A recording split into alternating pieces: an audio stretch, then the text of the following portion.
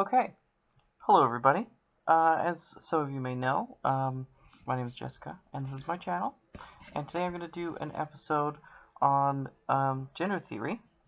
I've been talking about it with some friends of mine and some acquaintances, and I've gotten in some arguments about it online, and I find the confusion surrounding it very confusing. So I'm going to try and explain some of what my understanding is in the hopes that other people can understand a little bit better.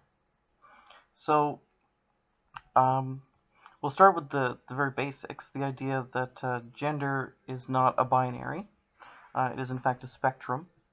So it's true that there are two sides to the spectrum in general. It seems like there is pretty much male on one side and female on the other, and there exists the space between them upon which people can reside wherever they feel is appropriate for them.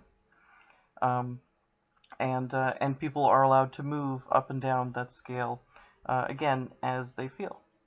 Um, Gender expression is something that really is just about how an individual feels. That's really all that matters in that particular regard.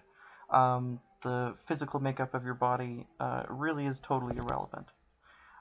And the fact of the matter there is that um, our body makes us who we are. Our brain makes us who we are. We all start out as women in the womb, and those of us with the chromosomes that activate the masculinizing processes, many of which are on the Y chromosome, but not all of which are on the Y chromosome. Um, once when those processes get activated, sometimes they fail to complete. So we all start out as a woman, and people, presumably like my father and your average cis guy out there, their biological processes, masculinization process, continued all the way to its completion, and their body was fully masculinized, and their brain also was fully masculinized, and they're perfectly happy being a guy because that's what they feel like. Um, Needless to say, as for the case for trans people, that does not seem to be the situation. With trans women like myself, my body was mostly fully masculinized. It was not a perfect job, but mostly masculinized, um, and my brain was partially masculinized. Um, and at some point, one or both of those processes was interrupted, and failed to continue. Um, and I was.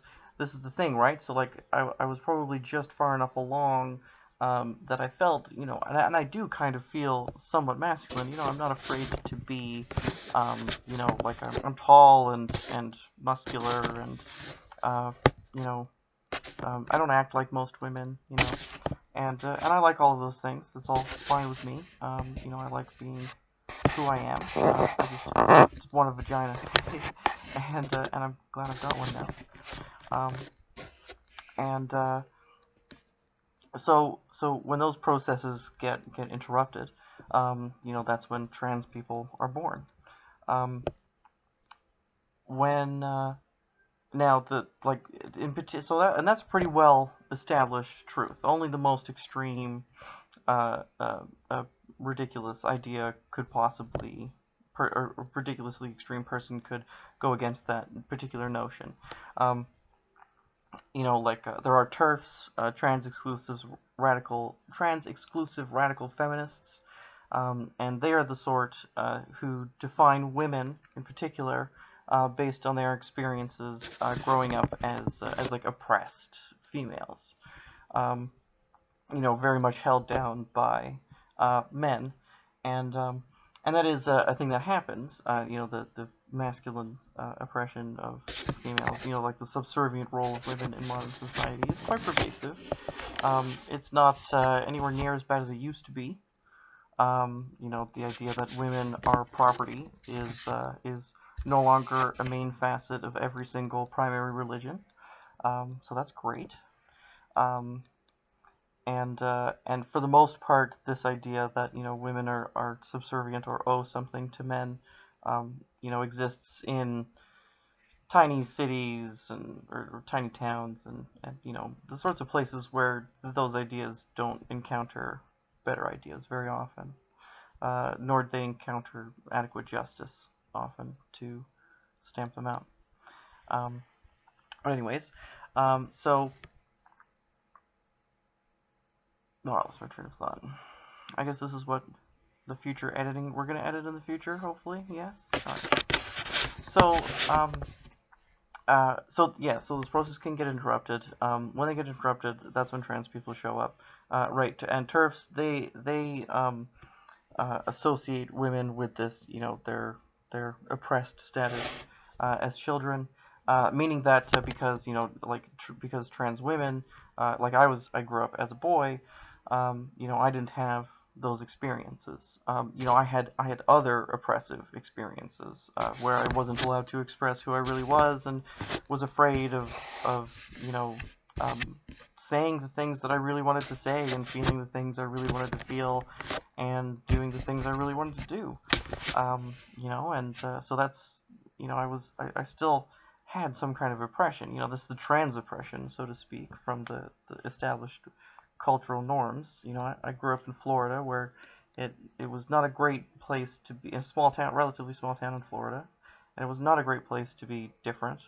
Just as a Canadian, I was already really different, and people made fun of me a lot for it. So I knew how dangerous it was to be different, and I just the background radiation of that culture, oppressed me, and that's what women are talking about when they're talking about the oppression that comes from, the male dominated culture that exists today. Um, like it's just like it's not people. Well, oftentimes there are definitely individuals in this network maintaining this network of beliefs, um, but not many people. Um, my parents, I'm sure, would have been shocked had I come out when I was much younger, but um, just as shocked as they were when I came out at 27. But um, I'm still sure they would have been supportive and so on.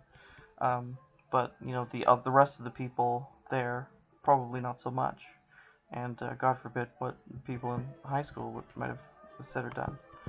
Um, as much as I like to think I'd go around having sex with everybody, that is almost certainly not the case. I'd probably have been labeled a freak and been even more of a social pariah than I already was. So, anyways, so like the fact that TERFs define femininity and femaleness and being a woman, and thus the right to experience female-only spaces, um, is tying it to that that identity of experience, is just saying that that's the requirement, that is the defining characteristic of being a woman, is like that's certainly a part of being a woman, and it's something that I personally experience. I've been mansplained to, and I usually know way more about what I'm talking about than the person who's mansplaining to me, just like most women who have been mansplained to. So it's yeah, it's in fact, I am right now talking about this very topic because two straight white males have been particularly annoying about it. Anyways, so um, so TERFs they explain gender in this ridiculous fashion, and they're extremist feminists, turds we like to call them. They're certainly feminists only in name because they're choosing to call themselves that. There's nothing that's really supporting the fight for female equality that they're doing. They're just trying to exclude trans women because we weird them out. So yeah, so that's frustrating. And then of course the only other explanation I can come up with for rejecting the notion of trans people in general, is really just nonsense. Like God made me and I can't go changing it and that kind of stuff, and that's fucking ridiculous. Um, you know, God hasn't made shit ever, and if He did make me this way, then He fucked up, and I don't know if I can believe in a God who would make somebody this way and make me go through all this just to become who I want to be at 30 fucking years old, and with all of this other baggage. Hell of a plan, some plan. So I can't accept that. Not to mention all of the other horrifying suffering that exists in the world. So there's that. Um, and uh, and I also generally hear totally false things like hormones don't work. They do, and they are magic. Like, I'm not hardly wearing any makeup, and I think I smeared my makeup today already, so I look terrible. Don't get me wrong, but you know, I did not look like this before. I definitely look way more feminine, and just throw on some makeup, and I look fucking killer. So I'm happy with how I look. And hormones did that. Not my genetics. So like, I have a guy's build and frame, and you can tell from the back, like, if you really pay attention to like the width of my shoulders or the depth of my chest. That's a little. It's like, yeah, that's a little too much. But pretty much everything else, now that the hormones have feminized me, is feminine. I got fucking sexy ass legs. I got a really nice butt. I have nice femininely masculine or femininely muscular arms. There we go. That kind of stuff. So it's. But I'm gonna get to the chemistry in a moment. Um, so the idea that this just doesn't work is of course totally false. And like, this is one of my family members saying this. Also that like, surgery doesn't work, and there's a huge, very high dissatisfaction with surgery, and blah blah blah blah blah. And that's obviously totally false. Lots of studies out there disproving that. About a 98% satisfactory rate with trans women post-op. Like, I'm still healing. I'm 4 months post-op, so I still don't have a ton of sensation. But I do definitely have some sensation. I can orgasm. I can masturbate, and it feels great. And sex feels pretty good. I'm still healing, still learning too. Like, I have to learn how to have sex with my vagina. So, that's but it's a fun experience. I get to experiment all over again. I get a third puberty. I'm getting a little tired of these puberties, but it is interesting. Um, so it's that's like, obviously, anybody who says that the surgery doesn't work is just fucking crazy. There are definitely people who are not happy with their results, and I mean, that's just the terrifying nature of the capriciousness of the universe. But given how high the satisfactory rating is, that certainly bodes very well. Um, and yeah, like, I barely get any scars already. Like, it looks great, feels great, smells great, tastes great, everything's great. So don't let people convince you otherwise. That's for sure. Anyways, so that's trans people, and then like, the sort of the real topic here, is because, like, we've already, the entire scientific community has already established that is how trans people are around. That is the scenario. We don't know why exactly those things happen. What is causing those processes to be interrupted? We don't know that kind of stuff, but we know that those processes occur, and that they can and are interrupted sometimes. So when it comes to gender queerness and gender neutrality, people who either don't identify with either gender or identify as both genders or some combination. This is like, when we get in the middle, that things get muddy. Um, it's kind of like well, it's kind of like most things, like the more intense something is, the easier it is to notice. So, like I really, especially at some points in my life, really intensely wanted to be female and feminine, and I often feel that desire, um, more often than I feel the desire to be male or masculine, um, and uh, terms which are defined, by how I was raised, by the culture I was in, usually.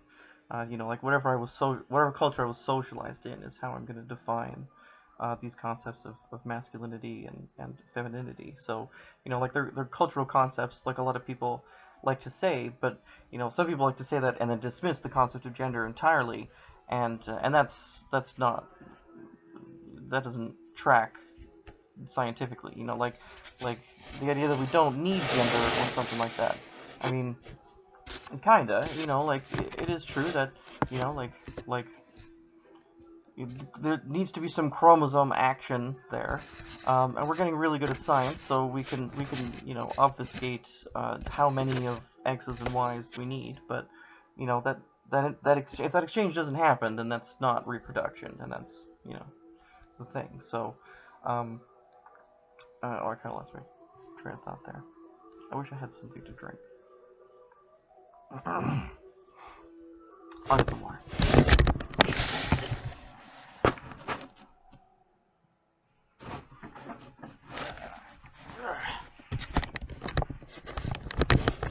There was some nearby.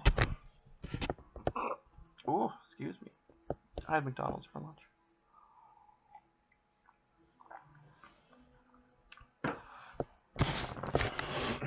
So, gender and the whatnots. So right, when it comes to the center of the gender spectrum, um, that's where things start to get muddled. It's easier to be, like what is somebody who feels a little bit feminine sometimes and a little bit masculine. What and does that make sense biologically? The answer is a resounding yes. If one's biological process can be interrupted at any point in the line, then one's biological process could conceivably be interrupted perfectly in the middle. That would also explain why they're somewhat more rare than trans women. And that might also, by the way, be, and this is pure conjecture on my part, be part of the explanation for why it seems like there's more trans women than trans men. Like trans men, their process, their body is failing to masculinize, but their brain masculinizes. Like I'm not sure which of those two processes occur first. I'll have to check my biology textbook. Um, and But based on the results that we're seeing, I would presume that physical masculinization occurs first and brain masculinization occurs second. With brain masculinization being a more delicate process, more prone to interruption, which would make sense because I still, even though I felt really weird about my gender, I still had a penis and testicles and could conceivably have had a biological child. Stumbling my way to reproduction, as as objects with full bellies tend to do, and it's to make a history joke. So it's something that that is plausible, and like it makes sense, given the increasingly chance circumstances that we see a lower percentage of people like this who feel this way, and like that doesn't mean that they don't exist, or that they're incorrect about their gender, or that they're they may be confused. This might be a stage in that they go through before coming to some grander conclusion. And that's the other thing too. Like it is not true that you need to pick a gender and then like stay there. You don't have to do that. as you as an individual are perfectly welcome to present female one day and male the next day. If that's how you're comfortable feeling, then that's what you should do. Like, how should I dress today? Well, whatever makes you most comfortable. How should I dress for dinner tonight? Whatever makes you most comfortable. How should I dress for this date?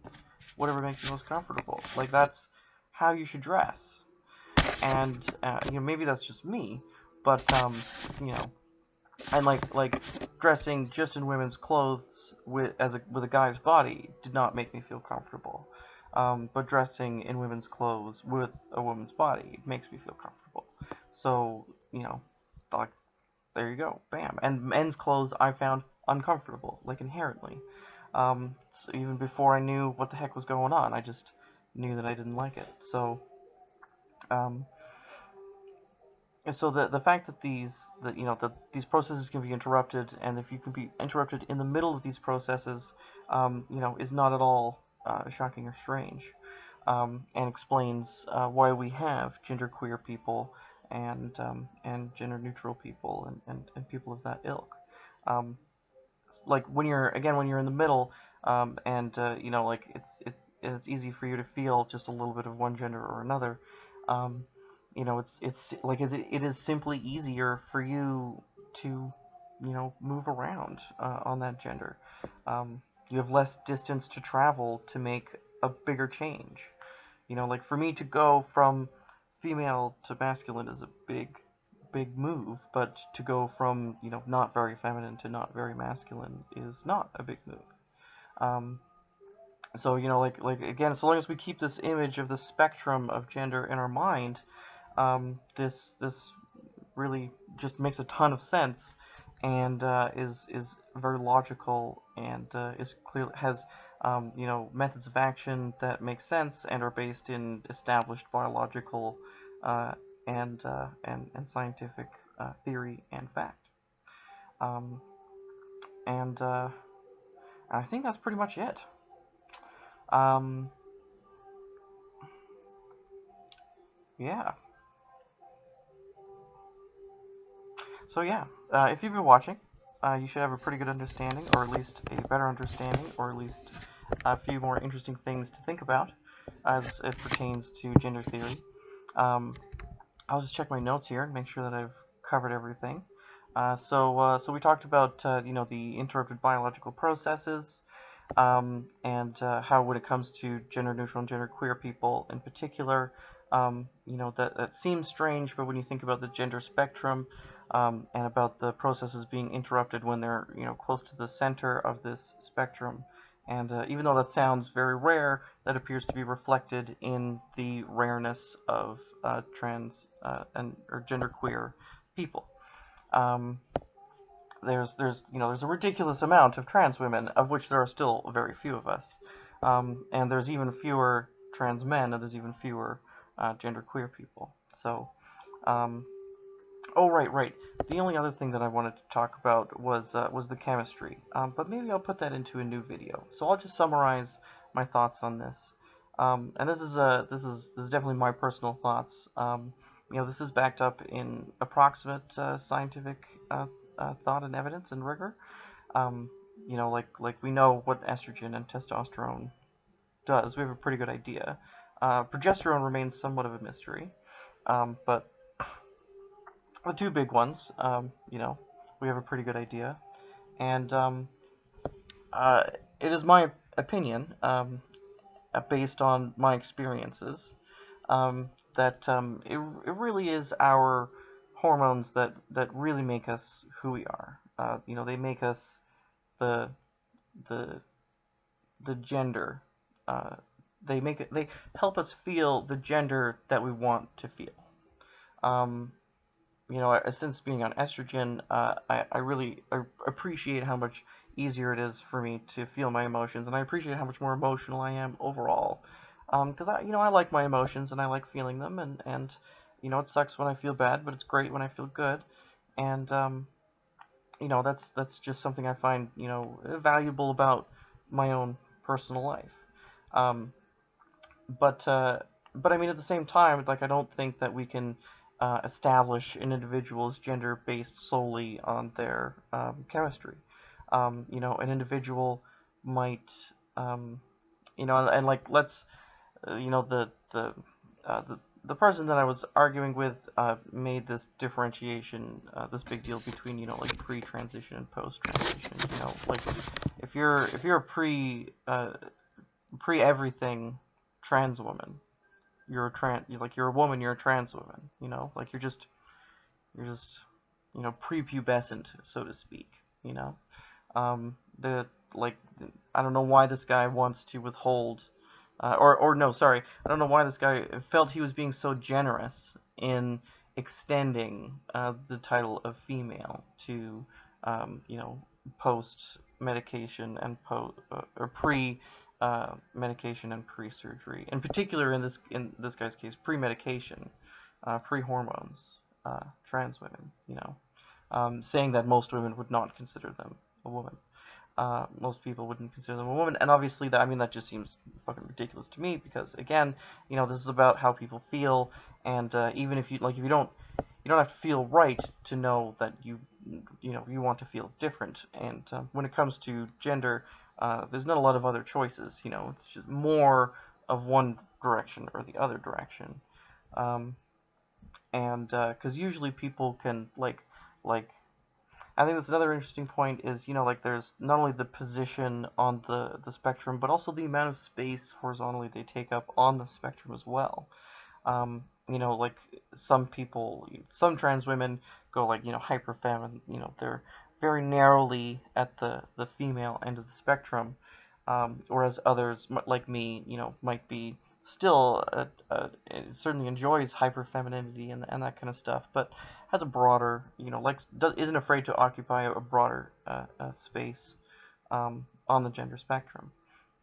Um, so, I just find that it is very difficult, of course, with these modern theories and our very basic understanding of the inner biological workings of the brain and genetics, and we're just beginning to uncover the secrets of epigenetics, and like things are massively complicated, without a doubt.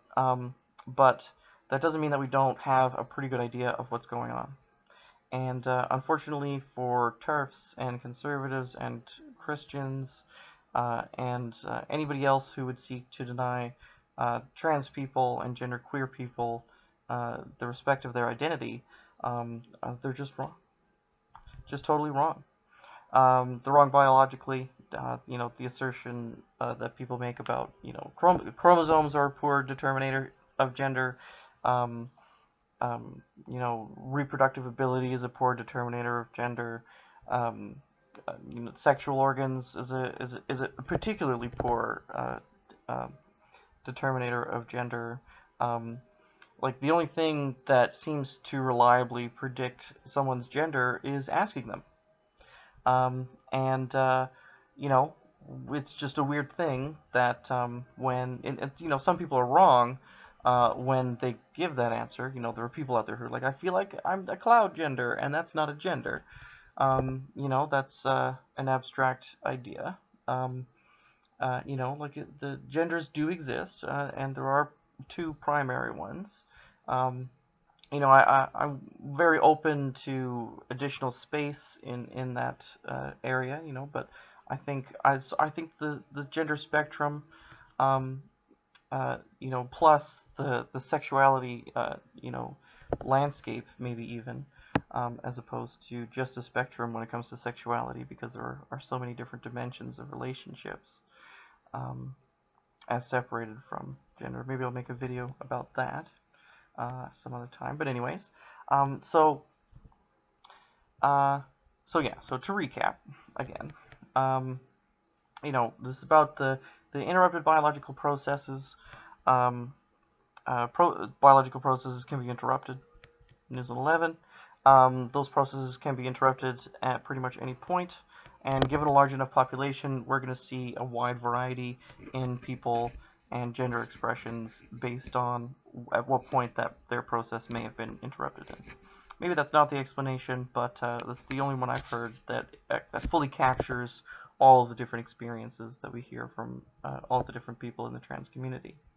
Um, there's there's also other confounding factors are things like socialization and culture. Like the family somebody grows up in and the larger culture somebody grows up in also has profound effects on these things, but usually not on how they feel, but perhaps on how they express it. Um, so that's another confounding factor, annoying factor. Um, and TERFs are really annoying. Trans-exclusive radical feminists are, sorry, they're worse than really annoying. They're fucking awful, and they should feel bad for how they've managed to twist a, pretty relatively reasonable way of thinking into this, anti-trans, um, thinly veiled hate speech, basically. Um, so there's those people, and then of course conservatives, just think we're gonna rape, molest people. Obviously not. That's just dumb. Usually it's the other way around. Usually it's conservatives raping and molesting us. Um, Same thing with religious people. Usually they're the ones doing the molesting and raping. Um, and uh, and they're so obviously they're wrong about that. And uh, what was the other thing here? Let's see. Oh, and that's pretty much everything, I think. All right, so yeah, so that we'll just end it there, and that's everything. And thanks again for watching. And I'm Jessica, as you know, and I hope to see you around some other time. And feel free to like, comment, share, share your thoughts and opinions. And I'm open to corrections and discussion and that kind of stuff for sure. Because this is a very complicated topic, and it's the kind of thing that only a multitude of point of views are going to be able to explain, just because it's so it's just so complex. So there's just straight up tons of variables, and accounting for all of them is a real challenge. So yeah, thanks again for watching, and we'll talk to you later.